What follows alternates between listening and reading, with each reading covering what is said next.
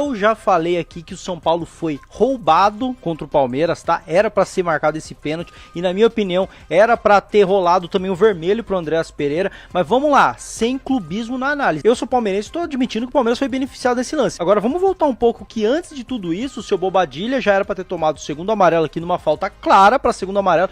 Parou uma jogada promissora e ele não tomou o amarelo, ele que já tinha, seria expulso e aí o Palmeiras jogaria com um a mais e provavelmente nada disso aconteceria, porque o São Paulo ia colocar a bunda lá atrás e o Palmeiras ia pressionar. Nada disso muda os erros da arbitragem, mas vamos ser responsáveis quando a gente faz análise de futebol. Eu sou palmeirense, estou admitindo que o Palmeiras foi beneficiado naqueles lances, mas vamos falar do geral então. O Palmeiras foi beneficiado em dois lances que talvez nem tivessem acontecido se antes o São Paulo tivesse perdido um jogador que não foi expulso e 2 minutos depois o Crespo tirou ele. O Crespo é besta, né? Então vamos parar de hipocrisia na hora de analisar e falar de futebol, porque a arbitragem erra pra todo mundo, certo? O Palmeiras faz uma vitória épica pra cima do São Paulo no Morumbi e é isso que fica. Certo? E aí hoje eu complementei com um lance que faltava aqui a gente falar, que é esse aqui, que eu não tinha visto até então, por isso eu não tinha falado sobre ele. A gente não vai falar dessa cotovelada maldosa do Alan Franco pra cima do Sousa no lance do primeiro gol do Palmeiras, que era pra vermelho, era pro VAR chamar, recomendar uma expulsão que viria, com certeza, não tem como você olhar pra essa imagem e não dar um cartão vermelho. Foi só o São Paulo que foi prejudicado, né, naquele pênalti, que eu já disse aqui, foi pênalti mesmo, o São Paulo foi prejudicado. Agora, essa narrativa de que o São Paulo foi o prejudicado do jogo, vamos pensar com a razão?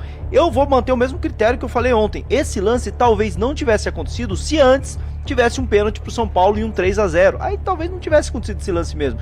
Mas aquele pênalti talvez não tivesse acontecido se antes o Bobadilla tivesse sido expulso com um segundo amarelo claríssimo numa falta que ele parou uma jogada promissora do Palmeiras. E aí provavelmente o Crespo ia ter que trocar um atacante ali para recompor o meio e talvez ele tiraria o Tapia que sofreu o pênalti. Teria sofrido o pênalti, né? Então é um efeito cascata. Quando você só olha para os lances separados, sem olhar a cronologia dos lances, você escolhe a narrativa que você quer. E aí beleza, o São Paulo foi o prejudicado do jogo. Quando a gente olha para a ordem cronológica, o Palmeiras primeiro era para ter um jogador a mais, depois o São Paulo foi ter um pênalti que eu concordo, era para ter sido marcado, e depois o Palmeiras teve esse lance aí de uma possível expulsão do Alan Franco. Então é um efeito cascata. Parem com narrativas clubistas. A arbitragem é ruim para todo mundo. E aí eu complemento. E aí a gente vai encerrar esse assunto insuportável que é a arbitragem. Agora pensem comigo. Assim, ó, vamos fazer um raciocínio básico. Eu acho que no debate de futebol, eu acho que a gente esquece, a gente geral, tá? Eu penso muito nisso, mas eu não vou querer ser o alecrim dourado. Ai, eu sou diferente de vocês. Eu faço parte da classe, eu faço parte do meio e eu não preciso me retirar dessa porque eu erro muito também. Agora, na nossa classe de quem comenta futebol, a gente tem um grande erro que é pegar as coisas no pós-jogo. Ah, teve esse lance, teve essa polêmica, e tratar tudo com o mesmo peso, sem levar em consideração a ordem cronológica das coisas e como a ordem cronológica afetaria as coisas. Simples. Pensa comigo, ó, básico. A gente tem aqui os times que entraram em campo, beleza. O Bobadilla é expulso. Sai o Bobadilla. O que o Crespo teria que fazer aqui? Ele vai botar um volante. Quem que entrou depois? Entrou o Alisson, né? 7 Alisson, a Bobadilla foi expulso. O que o Crespo faria? Ele botaria o Alisson para recompor o meio campo. Ele ia botar o Alisson no lugar de quem? Ou do Luciano ou do Tapia. Senão não faria sentido. Ele ia tirar o Luciano, o atacante Luciano, ou o Gonzalo Tapia, certo? Escolham. Quem que vocês acham que ele tiraria? Pergunto pro chat. Quem que vocês acham que ele tiraria? O Luciano ou o Tapia? E aí vocês sabem onde eu vou chegar, né? Ah, e o Tapia que sofreu pênalti. Então quer dizer que se ele tira o Tapia para botar o Alisson, o Tapia não existiria ali para sofrer o pênalti. Não. Ele poderia tirar o Luciano. E aí com isso, tudo isso ia acontecer do mesmo jeito, né? Não, porque foi a porra do Luciano que deu o passe pro Tapia sofrer o pênalti, mano. Os dois jogadores envolvidos no pênalti, um dos dois não ia estar mais lá, mano. Então aquele lance não existiria. Se o árbitro chega e expulso o Bobadilha como ele tinha que ser expulso, não existiria o pênalti. A dupla de ataque do São Paulo não estaria ali para um tocar para o outro e o outro sofrer o pênalti. É simples, cara. É básico. Então, o São Paulo foi o grande prejudicado.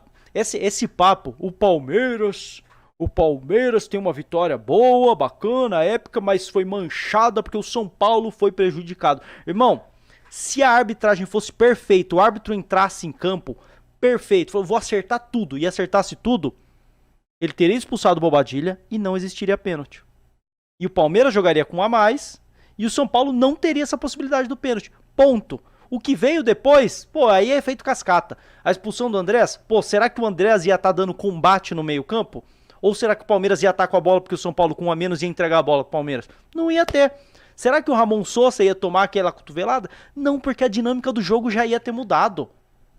Já ia ter mudado tudo. Vocês acham que o Palmeiras ia estar tão aberto ali, o São Paulo saindo com o Alan Franco saindo da área pra dar bote? Não ia dar bote, ele ia estar dentro da área. Porque o São Paulo ia estar fechado pra não tomar gols. Ele ia botar, sei lá, o lateral Cedric ali pra caçar, ia botar o próprio Alisson pra caçar. Os 3 zagueiros iam ficar afundados na área. O São Paulo não ia se dar o luxo de colocar um dos zagueiros pra sair da bote. É básico, cara. Então, se a arbitragem fosse perfeita, vamos supor, a arbitragem foi um lixo. Beleza, foi um lixo. Foi pior pro São Paulo? Foi pior pro São Paulo em lances capitais. Você olha pros lances, e é isso que eu critico da galera. A galera pega o nível do erro da arbitragem e meio que faz um ranking. Como se a vida fosse feita de rankings e não de cronologia, cara. Beleza, o pênalti foi o erro mais grave da arbitragem. Mas esse erro não existiria se ele não tivesse cometido o primeiro erro básico, que é de não ter expulsado o Bobadilha. Uma coisa ia interferir na outra. E as pessoas analisam futebol sem pensar que uma coisa interfere na outra, cara. Uma coisa interfere na outra. É cronologia. Vocês nunca assistiram o filme Efeito Borboleta, velho? Porra, assistam. Uma baita recomendação. Obrigado aí, Farley. Vou até atualizar aqui nossa meta. Estamos quase liberando outro. Vou ter que gravar um vídeo logo, mano. Ellen da ordem cronológica. Também o fato de que o Palmeiras passou o carro no São Paulo no segundo tempo. Estão resumindo só em torno da arbitragem. Exatamente. E aí, para finalizar, o porquê de tudo isso? Para mim é muito claro. O porquê de tudo isso. O porquê de todo esse alarde e dessa hipocrisia ridícula que a gente tá vendo em relação a esse jogo. Aqui, ó. Com vocês, o Boca. O monstro Boca, meu parceiro. São Paulino, flamenguista ou a quem possa interessar. Sabe qual é a verdade? O Palmeiras é grande demais, o Palmeiras tá voando e isso te incomoda muito. Qualquer palmeirense, ou a maioria que você perguntar, vai assumir que foi pênalti no Alan, vai assumir que o São Paulo foi prejudicado. Só que acontece o seguinte, dá uma olhadinha nesse lance aqui, ó. O jogo era Atlético Mineiro e Santos e o Scarpa praticamente tira a perna do Neymar dentro da área, ele nem escorregou na ocasião, ele perdeu o tempo da bola mesmo. O juiz não deu pênalti em campo, o VAR não foi chamado, ninguém foi suspenso e o assunto se encerrou. Não se falava em sistema, não se falava em campeonato manchado, não se falava isso e aquilo e não sei o que, não sei o que. Sabe o que vocês precisam assumir? Que o Palmeiras, em 20 minutos, foi avassalador e fez 3 gols num São Paulo incompetente, que não ganha nada desde o ano de 2008, num São Paulo frágil, eliminado pela LDU na Libertadores da América. Tá um pouquinho na hora de olhar pro seu umbigo e assumir suas fragilidades, né, flamenguista? Que vem oscilando demais, empate com o Grêmio, empate com o Vasco, perde do Bahia, empate pro Cruzeiro, Flamengo que teve muita dificuldade na Libertadores da América, um Flamengo que foi beneficiado, vejam só, no Allianz Parque contra o Palmeiras num pênalti que eu não preciso nem lembrar vocês. E será que eu tenho que falar aqui que o Bruno Henrique tá jogando? É sistema? O vilão do futebol é o Palmeiras? Aqui, aula, tá? Boca, você é pica, meu irmão. Você é pica. E aqui, pra gente finalizar esse assunto, isso vai virar um corte. E eu conto com vocês, já vou ver o Live Pix, eu conto com vocês pra depois, assim que acabar a live, eu vou recortar isso, eu vou postar separadinho. E eu até sei o título do vídeo. Quem foi roubado foi o Palmeiras, não foi o São Paulo. Quem foi roubado foi o Palmeiras. Na ordem cronológica, não existiria esse pênalti. Quem foi roubado foi o Palmeiras. Conto com vocês depois, assim que sair o corte, vai sair hoje à noite o corte dessa parte, vocês entrarem, mesmo que vocês estejam vendo aqui na live, né? Vocês não vão querer ver de novo, mas entrem no vídeo, deem like, deem hype, comentem pra gente alavancar esse vídeo, porque esse vídeo tem que chegar nas pessoas, mano. Tem que chegar nessa mídia. E aqui eu vou trazer um ponto. Muita gente me mandou mensagem, então vai ser difícil de eu achar. Mas ontem um seguidor meu mandou uma parada que é, pra mim, o final dessa treta toda, irmão. O final dessa treta toda, o nível da hipocrisia da nossa mídia. O nível da hipocrisia da nossa mídia tá dentro do que andam falando. Inclusive, ele me mandou um vídeo do...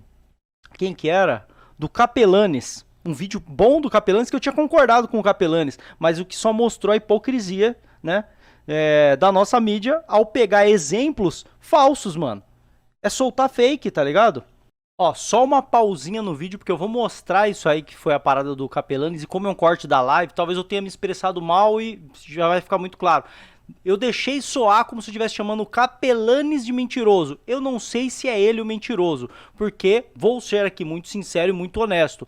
Ele falou algo que vocês vão ver aí agora, que é uma mentira. Agora eu não sei se foi ele quem criou essa mentira. Pode ser que isso chegou pra ele e acreditou e passou adiante. Então vamos ser justos, não estou chamando o Capelanes de mentiroso, embora vai aparecer isso no vídeo, mas já vou avisando isso. Até porque eu vi outras pessoas passando isso adiante também, sem verificar, certo? Então continua aí com o corte. Um seguidor me mandou esse vídeo aqui no Instagram, ó, e aqui, ó, baita comparação. Sendo o mesmo árbitro, fica evidente o lixo que é a nossa arbitragem. Eu concordei com o Capelanes, mas olha só que bizarro, ó, presta atenção nesse vídeo. Gente, dá uma olhada nessa comparação. Eu estava assistindo o jogo recente que aconteceu 0-0 Flamengo e Cruzeiro e me lembrei desse lance aqui, ó.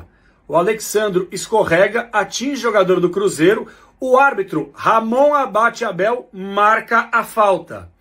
E poucos jogos depois, o mesmo árbitro Ramon Abate Abel, num lance semelhante, não são lances iguais, mas lances semelhantes, do Alan, que escorrega, assim como o Alexandro, no Tapia, ele não marca absolutamente nada. O mesmo árbitro, lance semelhante e um critério completamente diferente. Aí eu pergunto pra você, dá para levar a sério a arbitragem brasileira? E aí eu pergunto pra vocês, com essa explicação do Capelanes faz todo sentido. É o mesmo árbitro com critérios diferentes, certo? Só que aonde tá o erro? Olha o vídeo que o Rafael, esse meu seguidor, me mandou na mesma hora. Se liga. Olha o vídeo que ele mandou dessa explicação do Capelanes. Motinha. E não deu falta. Bola. Olha lá, deu vantagem, mandou parar. Olha lá. Escuta aí, escuta. Escuta.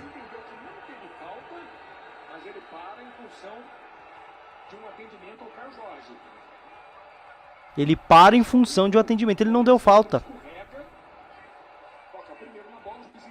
Ele não deu falta. Checa no VAR e vai dar a posse de bola. E aqui, ó, a bola ao chão, quer ver? Ó, bola ao chão.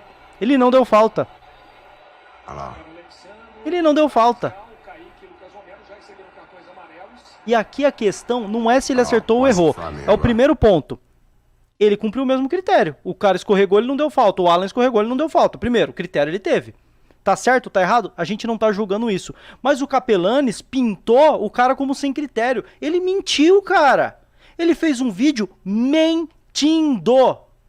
Ele fez um vídeo mentindo. Ele falou algo que não aconteceu. Ele disse que o árbitro deu falta no jogo Cruzeiro e Flamengo, mas não deu no Palmeiras e São Paulo. Pra quê? Pra alimentar essa mídia que está criando essa narrativa de que é só pro Palmeiras. E de que muita gente vem entrando num papo de que, pro Palmeiras, tá comprado pro Palmeiras. E aí o cara cria um conteúdo que quando você vê, e eu concordei com ele, ele me enganou, cara. Eu lembrava do lance, eu lembrava que a galera reclamou que o Alexandre tinha que tomar o segundo amarelo. E na minha cabeça, o juiz deu falta, mas não deu amarelo. Pra mim era isso, cara. Vou lá lembrar se ele marcou falta ou não. E aí o Capelanes usa isso como argumento pra fortalecer uma tese mentirosa, pra criar uma narrativa. E é isso que a mídia tá fazendo. Então, nada contra o Capelanes, tá? Nada contra o Capelanes. Agora, esse vídeo, ele mentiu, cara. Ele mentiu pra fortalecer a narrativa, velho. Ele mentiu pra fortalecer a narrativa. Obrigado aí ao Rafael que me mandou esse vídeo, mandou essa explicação. Eu vi ontem à noite, tinha separado aqui pra live. Até tive que dar uma quebrada aqui no meio da live pra gente falar sobre isso. Então, rapaziada, é isso que a mídia tá fazendo. A mídia tá fortalecendo a narrativa por meio de comentários irresponsáveis e muitas vezes mentirosos pra criar uma narrativa de que o Palmeiras é o time que, ó, é tudo pro Palmeiras. Palmeiras vai ganhar esse campeonato porque estão empurrando pro Palmeiras por meio da arbitragem. É o Varmeiras. Estão criando essa narrativa e alimentando essa narrativa por meio de coisas que às vezes são opiniões sensatas e concretas, como quando o Vitor Roque simulou aquele pênalti contra o São Paulo, e eu também disse, cara, pra mim o São Paulo foi prejudicado naquele pênalti, eu acho que não foi pênalti, e aí beleza, você vira ali e fala, pô, o Palmeiras passou do São Paulo roubado, ok, mas por meio de muitas mentiras como essa também. Então quando você junta todas essas mentiras na narrativa, ela sai na urina, tá ligado? Você traz alguns bons fatos, alguns bons pontos e bota umas mentirinhas no meio. Essas mentirinhas, elas funcionam pra quê? Pra criar volume. E aí cria volume nessa narrativa e o Palmeiras hoje tem fama de time mais ajudado do Brasil.